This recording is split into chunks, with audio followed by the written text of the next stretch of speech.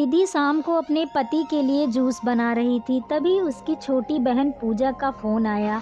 विधि ने फ़ोन जल्दी से रिसीव किया और कहा, मैं अभी तुझे ही याद कर रही थी। तुझे आम का जूस पसंद है ना, इसलिए जब भी बनाती हूँ हमेशा तेरी याद आती है। ये बता कैसी है और पापा कैसे हैं?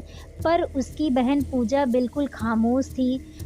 जब विधि ने उसकी खामोशी का कारण पूछा, तो पूजा की सिसकियों की आवाज़ विधि के कानों में साफ सुनाई पड़ रही थी। विधि बहुत घबरा गई थी और उसने पूजा से जोर देकर पूछा कि आखिर क्या हुआ है? सब कुछ ठीक तो है ना? तब पूजा डरते डरते बताना शुरू किया कि अभी मेरे मोबाइल पर किसी अनजान व्यक्ति का फ़ोन आया था और वह मुझे कह रहा था कि वह मुझे जानता है और उसके पास मेरी कुछ फ़ोटो हैं, और अगर मैंने उसकी बातें और शर्त नहीं मानी तो वह उन फ़ोटो को इंटरनेट पर डाल देगा। तब विधि ने पूजा से कहा, ऐसे ही कोई गलत नंबर होगा, कोई सिरफिरा ऐसा ही तेरे मज़े ले रहा होगा, तू डर मत, कुछ नहीं होगा। तब पूजा ने घबराते हुए कहा, दीदी मुझे उस इंसान से डर नहीं लग रहा, पर मुझे उसकी बातों से बहुत डर लग रहा है। यह कहकर पूजा रोने लगी। तभी विधि ने कहा, तो बताना उस इंसान ने क्या कहा तुझे? तब पूजा बोली, उसने मुझे कहा है कि वह मेरी फ़ोटो इंटरनेट पर नहीं डालेगा, लेकिन मुझे उसकी सारी मांगें पूरी करनी होंगी। उसने कहा कि वह आज रात वह मेरे घर आएगा।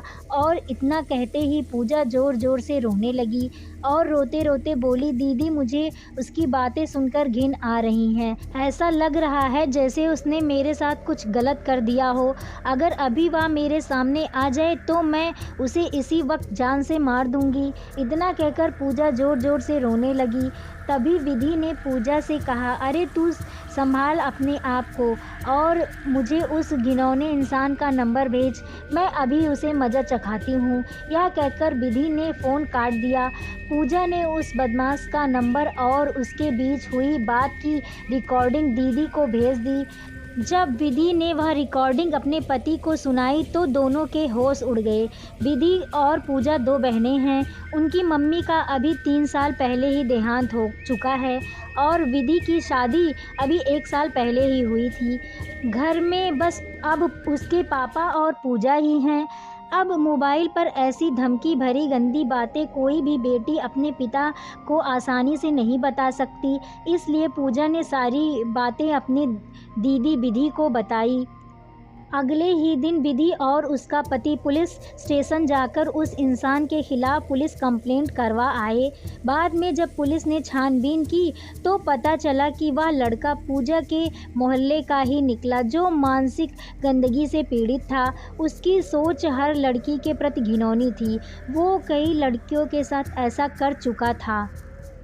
वो हर लड़की को गंदी नज़र से देखता था। उसे पता था कि पूजा की मम्मी का देहांत हो चुका है और वह दिन भर घर में अकेली रहती है और वह इसका फ़ायदा भी उठा सकता है, और वह लड़का अपनी बुरी नज़रों और घटिया बातों से पूजा की आत्मा के साथ खिलवाड़ कर सकता है।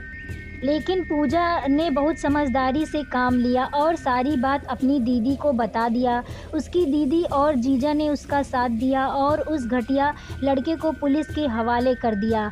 उसे जेल की सलाखों के पीछे जाना पड़ा।